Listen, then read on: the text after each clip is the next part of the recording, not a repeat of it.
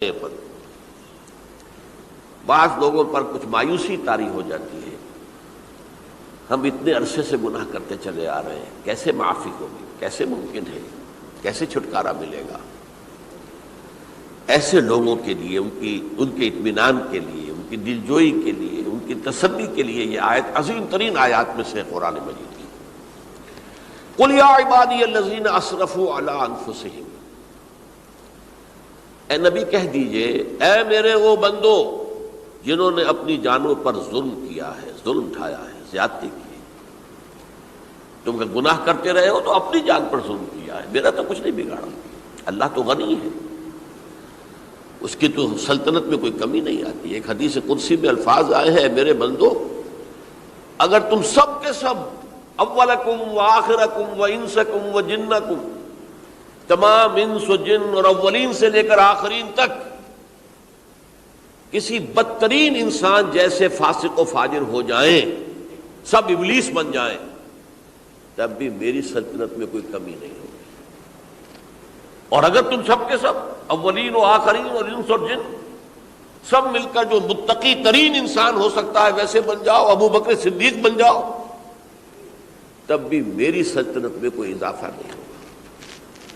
تو اللہ تعالیٰ کا تو کچھ بگڑتا نہیں ہے، انسان گناہ کرتا ہے تو اپنا نقصان کرتا ہے۔ قل یا عبادی الذین اسرفوا علی انفسہم، کہہ دیجئے اے نبی، اے میرے وہ بندو جنہوں نے اپنی جانوں پر ظلم کیا ہے، ستم کیا ہے، ظلم اٹھایا ہے، لا تقنطوا من رحمت اللہ۔ میں آج بعض حدیثیں اس موضوع پر آپ کو سناؤں گا، عجیب چشم کشا حدیثیں ہیں۔ میں نے چونکہ اس موضوع پر گفتگو کرنی تھی تو میں نے کچھ اس مرتبہ احادیث کا تفحص کیا، تو واقعہ یہ ہے کہ بعض احادیث پڑھ کر خود میری جو ہے میرے علم میں اضافہ ہوا، ادھر میری توجہ آج تک نہیں گئی تھی۔ لا تقنطوا من رحمت اللہ، اللہ کی رحمت سے مایوس مت ہو۔ ان اللہ یغفر الذنوب جميعا، اللہ تعالیٰ تمام کے تمام گناہ معاف کر دے۔ اللہ تعالیٰ کی قدرت ہے، اللہ کا اختیار ہے، اللہ کا فیصلہ ہے، لہذا مایوس نہ ہو، اصلاح کرو۔ احادیث تو میں بعد میں آپ کو سناؤں گا، اس سے پہلے اس کا فلسفہ سمجھ لیجئے اصل میں کیا ہے۔ دیکھیے، ایک ہے طبیعی اعمال، فزیکل، ان کا ہم دنیا میں اصول یہ دیکھتے ہیں کہ اس کے نتائج لازمی ہوتے ہیں اور ان سے چھٹکارا نہیں مل سکتا۔ آپ نے سنکھیا کھایا ہے تو مریں گے، چائے کھانے کے بعد آپ نے خودکشی کا ارادہ کیا، سنکھیا کھا لیا، اب چاہے آپ پر ندامت ہو، پشیمانی ہو، پریشانی ہو، توبہ کرے، آپ کو بچنے کا کوئی سوال نہیں، مرنا ہی مرنا۔ اتنا یہ کہ اللہ تعالیٰ جو ہے اپنی معجزانہ کسی قدرت سے اس عمل کا جو طبعی نتیجہ ہے اس کو نکلنے سے روک دے۔ آگ کی فطرت ہے کہ وہ جلاتی ہے، اللہ کے حکم کے تحت حضرت ابراہیم کو اس نے نہیں جلایا، یا نار کونی بردن وسلام علی ابراہیم۔ لیکن یہ ہمیشہ نہیں ہوتا، یہ تو ایک دفعہ ہو گیا بس۔ اللہ جب چاہے اب بھی کر سکتا ہے، لیکن یہ روز روز نہیں ہوتا۔ روز روز جو بھی فزیکل لاز ہیں وہ چل رہے ہیں، اگر وہ نہ چلے تو کوئی سائنس پاسبل ہی نہ ہو، کوئی ٹیکنالوجی ممکن ہی نہ ہو۔ یہ تو ان فزیکل کیمیکل لاز جو ہیں ان کا دوام ہے کہ جس کی وجہ سے یہ ساری سائنس اور ٹیکنالوجی اب کہاں سے کہاں پہنچ رہی ہے کہ عروج آدم خاکی سے انجم سہمے جاتے ہیں کہ یہ ٹوٹا ہوا تارا کہیں مہی کا عمل نہ بن جائے۔ تو یہ توبہ جو ہے فزیکل اعمال میں مفید نہیں ہے، چاہے آپ پر یہ احساس میں کیا کر بیٹھا، کیا میں نے کیا، کیوں میں نے کھا لیا یہ سنکھیا، تو اب اثر کرے گا۔ جو اخلاقی اعمال ہیں ان کا قانون یہ نہیں ہے۔ اخلاقی اعمال کے نتائج ختم ہو جاتے ہیں توبہ کے ساتھ۔ یہ ایک بہت بڑا قانون ہے، بہت بڑا قانون۔ ایسا نہیں ہے کہ کسی گناہ سے انسان کی فطرت میں کوئی ایسی مستقل کجی واقع ہو جائے کہ جس کی اصلاح کی کوئی صورت ہی نہ ہو، یہ نہیں ہے۔ بڑے سے بڑے گناہ، بڑے سے بڑے گناہ توبہ کرو، خلوص دل سے کرو، جو اس کے اصول ہیں، جو اس کے قواعد ہیں، جو اس کے ضوابط ہیں، جو اس کی شرائط ہیں، ان کو پورا کرو۔ تو بڑے سے بڑے اعمال، برے سے برے اعمال، میں حدیثیں آج آپ کو سناؤں گا، حیران کو، کیونکہ عام طور پر یہی ہوتا ہے کہ مواعظ میں چونکہ لوگوں کو اصلاح کی ترغیب دلانی ہوتی ہے، تو وہ جو انذار کا پہلو ہے اسے زیادہ نمایاں کیا جاتا ہے۔ اللہ کی طرف سے شدید ذو انتقام، اللہ انتقام لینے والا ہے، اللہ سزا دینے والا ہے۔ لیکن یہ دوسرا پہلو جو ہے وہ بھی اپنی جگہ پر بہت اہمیت کا حامل ہے کہ طبیعی اعمال کے نتائج اور عواقب اور اخلاقی اعمال کے نتائج و عواقب یہ ایک جیسے نہیں ہیں۔ اب اس معاملے میں تاریخ مذاہب عالم میں جو بہت بڑی غلطی ہوئی، بہت بڑی غلطی ہوئی، تورات میں حضرت آدم اور حوا علیہ السلام سے جو غلطی اور خطا ہو گئی تھی، آپ اندازہ کیجئے کیا مقام اللہ نے عطا کیا تھا، سارے فرشتوں کو ان کے سامنے سجدہ کروا دیا تھا، اور ایک ہی حکم تو دیا تھا نا کہ اس درخت کے قریب نہ جانا، اور تو ابھی کوئی شریعت نہیں تھی، کوئی لمبے چوڑے احکام نہیں تھے، کھاؤ جہاں سے چاہو، اس ایک درخت کے پیچھے پاس نہ جانا، وَلَا تَقْرَبَا هَٰذِهِ الشَّجَرَةَ فَتَكُونَا مِنَ الظَّالِمِينَ۔ اور وہی کام کر بیٹھے حضرت آدم اور حضرت حوا علیہ السلام۔ کتنا بڑا گناہ، کتنا بڑا گناہ، کتنا بڑا گناہ۔ لیکن قرآن نے وضاحت کر دی کہ آدم نے توبہ کی، اللہ نے معاف کر دیا۔ اللہ تعالیٰ سے کلمات سیکھے، ندامت دل میں پیدا ہو گئی حضرت آدم کو، لیکن الفاظ نہیں تھے، کن الفاظ میں اللہ سے معافی مانگوں، مجھ سے خطا ہو گئی، بہت بڑی غلطی ہو گئی۔ وہ الفاظ بھی اللہ نے سکھائے، فَتَلَقَّىٰ آدَمُ مِن رَبِّهِ كَلِمَاتٍ۔ یہ ہے جس میں کہ وہ علامہ اقبال کا ایک شعر ہے ان کے نوجوانی کے دور کا، جس پر میں بھول رہا ہوں کہ داغ دہلوی تھے یا کوئی اور تھے کہ جنہوں نے علامہ سے کہا تھا میاں اس عمر میں اور یہ شعر، اس بڑی محفل میں بات آئی تھی کہ موتی سمجھ کے شان کریمی نے چن لیے قطرے جو تھے میرے عرق انفعال کے۔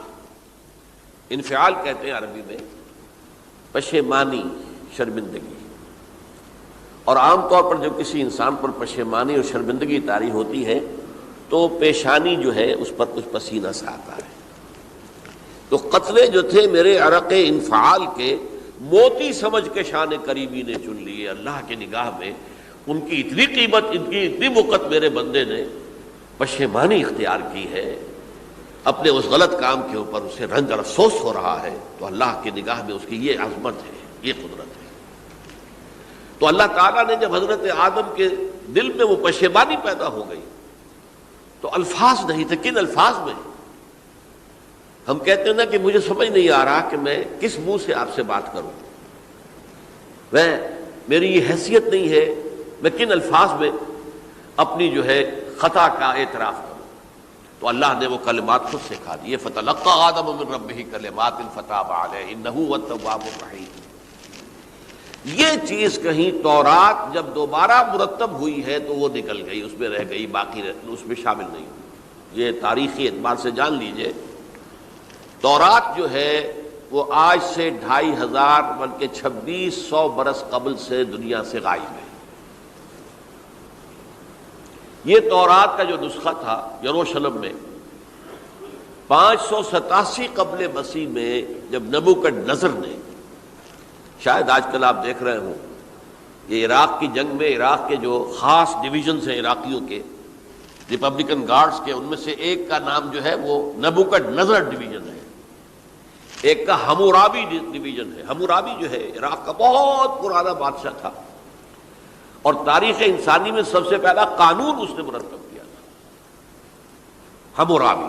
یہ بہت پرانی تہذیب ہے، دنیا کی غالباً سب سے زیادہ اینشنٹ تہذیب جو ہے وہ عراق کی ہے۔ حضرت ابراہیم یہی پیدا ہوئے شہر عور میں۔ تو نبوکدنضر نے جب تباہ کیا تھا یروشلم کو، 6 لاکھ آدمیوں کو قتل کیا اور 6 لاکھ کو قیدی بنا کر لے گیا بیبیلونیا، بابل کا لفظ بھی آج کل آ رہا ہے۔ کسی زمانے میں وہ عظیم شہر تھا دنیا کا، اب وہ معمولی سا شہر رہ گیا ہے، نئے شہر بڑھ گئے۔ تو اس وقت سے اس نے جب یروشلم میں جو ہیکل سلیمانی حضرت سلیمان کی بنائی ہوئی مسجد تھی اس کو جب گرایا ہے، اس کے بعد سے وہیں پر وہ نسخہ رکھا ہوا تھا تورات کا، پھر دنیا میں وہ نسخہ اب نہیں ہے۔ یہودیوں کا کہنا ہے کہ موجود ہے، مسجد اقصی کے نیچے وہ جب اس نے گرایا تھا تو جو نیچے تہخانے تھے وہ نہیں گرے تھے، وہ محفوظ رہے تھے، اوپر ملبہ آ گیا، اور وہیں پر وہ تورات اور وہ تابوت سکینہ جس میں حضرت موسیٰ کا عصا بھی رکھا ہوا ہے اور بہت سے وہ من اور سلوہ کے بھی کچھ نمونے رکھے ہوئے ہیں، وہ تابوت سکینہ اس کا قرآن مجید میں سورہ بقرہ میں ذکر ہے، وہ بھی موجود ہے، اور جو ربائی وہاں اس وقت تھے ان کے علماء، ان کی لاشیں بھی وہاں پڑی ہوئی ہیں، وہ جب ہم کھدائی کریں گے تو دنیا میں سامنے آ جائے گی۔ لیکن بہرحال اس وقت جو مجھے کہنا تھا وہ یہ کہ چونکہ اصل تورات اس وقت گم ہو گئی، 150 سال کے بعد اسے پھر یادداشتوں سے کچھ مرتب کیا گیا تو اس میں غلطیاں پیدا ہو گئی، اب انسانی یادداشت کا معاملہ آ گیا نا۔ انہی میں سے ایک بڑی غلطی یہ ہوئی، اومیشن یہ ہوئی کہ حضرت آدم نے جو توبہ کی اور اللہ نے قبول فرما لیا، اس کا ذکر اس میں نہیں ہے۔ اس سے نتیجہ عیسائیوں نے کیا اختیار کیا کہ وہ اوریجنل سن کہتے ہیں اسے، وہ جو ابتدائی گناہ تھا عظیم جو ہمارے جد امجد آدم سے سرزد ہوا تھا، اس گناہ کا اثر جو بھی بچہ نسل آدم میں پیدا ہوتا ہے وہ لے کر آتا ہے۔ یہ زمین و آسمان کا فرق ہے۔ اسلام کے نزدیک ہر بچہ جو پیدا ہوتا ہے وہ معصوم ہے، بلکہ مسلم ہے۔ کل مولود یولد علی الفطرہ، جو بھی بچہ پیدا ہوتا ہے وہ فطرت اسلام پر پیدا ہوتا ہے۔ فَأَبَوَاهُ يُهَوِّدَانِهِ أَوْ يُمَجِّسَانِهِ أَوْ يُنَصِّرَانِهِ، یہ تو والدین ہیں اس کے جو اسے مجوسی یا عیسائی یا یہودی بنا لیتے ہیں، ورنہ وہ تو مسلمان ہوتا ہے، فطرت کی کلین سلیٹ لے کر آتا ہے۔ عیسائیت کہتی ہے ہر انسان جو پیدا ہوتا ہے بنیادی طور پر گناہگار ہے، اپنے جد امجد کے گناہ کا بوجھ لے کر آ رہا ہے۔ اب اس کا علاج انہوں نے پھر کیا تجویز کیا، یہ ہے کہ ایک غلطی پر دوسری غلطی اور دوسری پر تیسری غلطی، خشت اول چون حد معمار کج تاثریہ بھی رود دیوار کج۔ اب اللہ نے جب دیکھا اب تو ہر بندہ جو ہے آدم کی اولاد کا بنیادی طور پر پیدائشی طور پر گناہ گار ہے، تو اب کیا کیا جائے؟ تو اللہ نے اپنا اکلوتا بیٹا، صلبی بیٹا مسیح یسوع اسے زمین پر بھیجا۔ یہ الفاظ میرے ہیں کہ اسے قربانی کا بکرا بنا کر اور ان سب کی طرف سے قبول کر لیا، گناہ گاروں کی طرف سے، کہ ان کے گناہ کا کفارہ ہو جائے گا جو عیسیٰ کو مانے۔ یہ عقیدہ ہے عیسائیت کا۔ جڑ کیا ہے کہ گناہ ہو گیا تو گناہ کا اثر تو رہے گا۔ قرآن یہ کہتا نہیں، اللہ دھو دیتا ہے، تمہاری سیرت و کردار کے اوپر بھی جو داغ ہیں دھل جائیں گے، اور تمہارے نامہ اعمال میں جو دھبے ہیں وہ بھی دھل جائیں گے۔ توبہ کرو، توبوا الی اللہ توبۃ نصوحا، کرو وہ توبہ کے جو بالکل خلوص دل کے ساتھ ہو۔ اب میں ذرا آپ کو کچھ احادیث سنانا چاہتا ہوں۔ ایک طرح کا یہ تبشیر کا پہلو ہے آج ہماری گفتگو میں کہ جو نمایاں ہوگا۔ یہ بعض احادیث تو چھوٹی چھوٹی ہیں اور یہ بہت مرتبہ میری گفتگو میں آ چکی ہیں، صرف اس وقت حوالہ دے کر گزر جاؤں گا۔ یہ ترمذی اور ابن ماجہ میں حضرت انس ابن مالک رضی اللہ تعالی عنہ سے روایت ہے، حضور نے فرمایا کل بنی آدم خطاؤون وخیر الخطائین التوابون، تمام بنی آدم خطا کار ہیں، خطا کار بھی نہیں، بہت خطا کار ہیں، بہت خطا کار ہیں، لیکن ان خطا کاروں میں بہتر لوگ وہ ہیں کہ جو خوب توبہ کرتے ہیں۔ غلطی ہو گئی توبہ کر لو۔ اور ایک اور حدیث میں آپ کو بتاؤں گا کہ یہ نہیں ہے کہ پھر کبھی وہ غلطی نہ ہو، اس وقت آپ یہ لگا لیں اپنے اوپر یہ کام میں نے نہیں کرنا، اور ایک دفعہ وہ کام چھوڑ دیں تو توبہ ہو گئی۔ پھر اگر کچھ عرصے کے بعد پھر کہیں آپ جذبات کی رو میں بہہ گئے، پھر کہیں کوئی برے اثرات جو ہے وہ پڑے، پھر غلطی، کوئی بات نہیں، پھر توبہ کرو، پھر ہو گیا پھر توبہ کرو۔ تواب اسی لیے کہا بار بار بار بار بار بار توبہ کرنے والے۔ تو کل بنی آدم خطاؤون وخیر الخطائین التوابون۔ دوسری حدیث یہ بھی ابن ماجہ اور بہقی میں ہے حضرت عبداللہ ابن مسعود رضی اللہ تعالی عنہ، التائب من الذنب کمن لا ذنب لہ، گناہ سے توبہ کرنے والا ایسے ہے جیسے اس نے کبھی گناہ کیا ہی نہیں۔ دھل جاتی ہے، تختی دھل گئی، بچے نے تختی لکھی تھی اس کو دھو دیا، ختم ہو گئی۔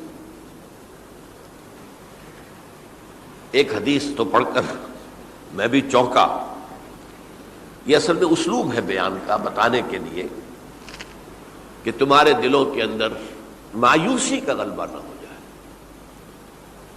مایوس اصل میں جو ہے مایوسی، یہ ابلیسیت ہے، نوٹ کر لیجئے اس کو۔ مایوسی ابلیسیت کا عکس ہے۔ مبلس کہتے کسے؟ جو مایوس ہو گیا۔ ابلیس سب سے بڑھ کر مایوس جو ہے وہ ابلیس ہے، اسے معلوم ہے میرا چھٹکارا تو نہیں ہے، لہذا میں جتنوں کو اپنے ساتھ لے کر جہنم میں جھونک دوں، یہی میری کمائی ہے، میں نے تو بچنا نہیں۔ تو ابلیس کہتی ہے اس کو جو انتہائی مایوس، مبلس، جو رحمت خدا بندی سے مایوس ہو چکا۔ اب اس کو دور کرنے کے لیے حدیث سنیے، اور یہ حدیث مسلم شریف کی ہے، صحیحین کے اندر، حضرت ابو ہریرہ سے۔ حضور فرماتے ہیں والذی نفسی بیدہ، قسم ہے اس ذات کی جس کے ہاتھ میں میری جان ہے، لو لم تذنبوا، اگر تم لوگ گناہ نہ کرتے، لذهب اللہ بکم، تو اللہ تعالیٰ تمہیں لے جاتا کہیں اور، ولجاء بقوم یذنبون، اور پھر کسی ایسی مخلوق کو پیدا کرتا جو گناہ کرتے، فیستغفروا اللہ، اور پھر وہ اللہ سے استغفار کرتے اور توبہ کرتے، فیغفر لہم، اور اللہ تعالیٰ انہیں معاف کر دیتا۔ تو میں نے عرض کیا کہ یہ بعض چیزیں ہوتی ہیں کہ جن کا واقع سے کوئی تعلق نہیں ہوتا، لیکن ایک زور بیان کے لیے، ایک بات کو ایمفیسائز کرنے کے لیے، جیسے قرآن مجید میں آتا ہے، اے نبی کہہ دو ان کان للرحمن ولد فانا اول العابدین، اگر اللہ کا کوئی بیٹا ہو تو میں سب سے پہلے میں اس کو پوجوں گا، جب میں اللہ کو پوجتا ہوں تو اللہ کا اگر کوئی بیٹا ہوتا تو کیا میں اسے نہ پوچھتا؟ لیکن نہیں ہے۔ اب یہ نہیں ہے، نفی کے لیے زور دیا کہ اگر اللہ کا کوئی بیٹا ہوتا، لو کان للرحمن ولد فانا اول العابدین۔ اسی طرح یہ ہے کہ اگر انسان گناہ نہ کرتے اور گناہ کے بعد توبہ کر کے اللہ تعالیٰ کی شان غفاری کا ظہور نہ ہوتا، یہ بھی ایک عجیب فلسفے کی بات ہے، اللہ نے یہ کائنات کیوں پیدا کی؟ قرآن مجید میں اس کو براہ راست ایڈریس نہیں کیا گیا، اس مسئلے کو میرے علم کی حد تک، ہو سکتا ہے کہیں بہت خفی انداز میں ہو اور ابھی تک میری نگاہ سے بھی جو ہے وہ چھپا رہ گیا، ہو سکتا ہے قرآن مجید کے غامض نکات ایسے ہو سکتے ہیں۔ کوئی شخص، میں تو کہتا ہوں کہ اگر کوئی شخص کہتا ہے، میرے بارے میں ایک عالم دین نے کہہ دیا تھا کہ اسے قرآن پر بڑا عبور حاصل ہے، تو میں نے انہیں پیغام پہنچایا، جن صاحب نے مجھے ان کا یہ جملہ سنایا تھا کہ آپ نے قرآن کی توہین کی ہے، قرآن پر عبور کسی انسان کو نہیں ہو سکتا۔ عبور کا مفہوم کیا ہے؟ دریا کے دو کنارے ہیں، آپ اس کنارے سے اس کنارے چلے گئے تو آپ نے عبور کیا دریا۔ قرآن کے کنارے ہیں ہی نہیں، لا پیدا کنار۔ لہذا یہ کہہ دینا کسی کے بارے میں کہ قرآن مجید، اب انہوں نے تو ایک طرح سے میری تعریف کی تھی، میرے ایک ساتھی سے جملہ کہا تھا، ان کے وہ عزیز تھے، تو گویا کہ وہ جو میری تنظیم میں تھے ان کو خوش کرنے کے لیے کہہ دیا ہو، یا جو بھی ہو، ان کے دلی جذبات ہو سکتا ہے کہ میں نے کہا انہیں یہ میرا پیغام پہنچا دیجیے، آپ نے قرآن کی توہین کی ہے۔ قرآن پر عبور کسے ہو سکتا ہے؟ نہ معلوم کتنے مقامات ہیں کہ جہاں امام راضی بھی کھڑے ہوئے ایسے نظر آتے ہیں، دہشت زدہ، اعلم ان ھذا المقام مقام غامض مہیب عمیق، ہوشیار کے رہ بردب تیغست قدم رہا، ہوشیار ہو جاؤ، یہ بڑا خطرناک مقام ہے، بہت مشکل مقام ہے، اس کے تہ تک پہنچنا کسی کے لیے ممکن نہیں ہے۔ سورہ حدید کی آیت هو الاول والآخر والظاہر والباطن پر یہ الفاظ ہیں جو امام راضی نے لکھے۔ تو اس لیے میں آپ سے عرض کر رہا ہوں کہ یہ کہنے کا انداز ہے، والذی نفسی بیدہ لو لم تذنبوا، اس ہستی کی قسم جس کے ہاتھ میں میری جان ہے، اگر تم گناہ نہ کرتے، تو میں عرض کر رہا تھا تو اللہ کی شان غفاری کیسے ظاہر ہوتی؟ اللہ نے کائنات کیوں پیدا کی؟ کنت کنز مخفیا فاحببت ان اعرف فخلقت الخلق۔ محدثین کرام اگرچہ اس حدیث کی سند کو پختہ نہیں مانتے، لیکن اکثر مفسرین نے اس کو تسلیم کیا ہے۔ علامہ آلوسی نے تسلیم کیا کہ میں ایک چھپے ہوئے خزانے کے مانند تھا۔ اب خزانہ کہیں پڑا ہے، اس کا کیا حاصل کیا ہے؟ وہ تو کہیں کھلے، کسی کے پاس جائے، کوئی اسے فائدہ اٹھائے، تب تو کوئی فائدہ ہوا نا۔ تو کن تو کنزل مخفیا، میرے اندر طاقت تھی، قوت تھی، خلاقی تھی، میری شانیں ساری میرے اندر ہی اندر تھی نا۔ کن تو کنزل مخفیا فاحببت ان اعرف، تو میں نے یہ چاہا کہ مجھے پہچانا جائے۔ فخلقت الخلق، تو میں نے خلق کی تخلیق کی ہے، اب مجھے پہچانو اس کائنات کے ذریعے سے، یہ میری تخلیق ہے، آؤ دیکھو۔ ایک مصور اپنی تصویروں کی نمائش لگا، دیکھو میرے شاہکار، آؤ دیکھو، یہ میرے فن کے کمال کے نمونے، آؤ دیکھو۔ تو یہ ہے سب، دیکھو زمین آسمان، ان فی خلق السماوات والارض واختلاف اللیل والنہار والفلک التی تجری فی البحر بما ینفع الناس وما انزل اللہ من السماء من ماء فاحیا بہ الارض من بعد موتها۔ یہ ساری آیات ہیں، غور کرو۔ اور اسی لیے انسان کو پیدا کیا جس میں یہ فیکلٹی آف اپریسیشن، اللہ کے حسن و جمال و کمال کو پہچاننے کی صلاحیت ہے۔ ورنہ ظاہر بات ہے کہ یہ جمادات کیا پہچانیں گے اللہ کو، یہ پہاڑ کیا پہچانے گا اللہ کو؟ اللہ کو پہچاننے کی صلاحیت انسان میں ہے۔ تو یہ چونکہ ایک فلسفہ ہے باقاعدہ کہ اللہ نے تعالیٰ، اسی سے میں کہہ رہا ہوں اگر گناہ نہ ہوتا اور پھر توبہ نہ ہوتی اور میں اس کو معاف نہ کرتا تو میری شان غفاری کا ظہور کیسے ہوتا؟ میری شان ہے نا، غفار بھی ہوں، ستار بھی ہوں، اس کا ظہور کیسے ہوتا؟ تو والذی نفسی بیدہ لو لم تذنبوا لذهب اللہ بکم ولجاء بقوم یذنبون فیستغفر اللہ فیغفر لهم۔ اگر تم لوگ گناہ نہ کرتے تو اللہ تمہیں ختم کر کے کوئی اور ایسی مخلوق پیدا کرتا کہ جو گناہ کرے اور پھر وہ توبہ کرے اور اللہ اسے معاف کرے۔ اسی سے ملتی جلتی ایک حدیث ہے، یہ امام احمد اور امام بہقی لائے ہیں اور اس کے راوی حضرت علی ہے رضی اللہ تعالی عنہ۔ ان اللہ یحب العبد المؤمن المفتن التواب، اللہ تعالیٰ کو بہت محبت ہے، یحب۔ اب دیکھیے ایک طرف وہ آیات ذہن میں لائیے، اللہ تعالیٰ کن سے محبت کرتا ہے؟ واللہ یحب المحسنین، یا وہ لوگ ان اللہ یحب الذین یقاتلون فی سبیلہ صفا کانہم بنیان مرصوص، اللہ محبت کرتا ہے اپنے ان بندوں سے جو اس کی راہ میں جنگ کرتے ہیں صفے باندھ کر، گویا سیسا پلائی ہوئی دیوار ہے۔ یہ ہے مثبت کام، نیک کام، محسنین، اللہ کی راہ میں قتال کرنے والے۔ یہاں اس کے برعکس کہا جا رہا ہے ان اللہ یحب، اللہ تعالیٰ محبت کرتا ہے اپنے اس بندے سے، العبد المومن، جو مومن ہو۔ اس کی ایک اور بڑی پیاری حدیث آئے گی، المفتن التواب، جو بہت فتنوں میں مبتلا ہو جاتا ہو اور پھر بہت توبہ کرتا ہو، مفتن التواب، لیکن ساتھ ہی پلٹتا ہو، رجوع کرتا ہو، پھر اللہ کے حضور میں حاضر ہوتا ہو، پھر معافی مانگتا ہو۔ اللہ تعالیٰ کو اپنا ایسا بندہ بہت پسند ہے۔ اب میں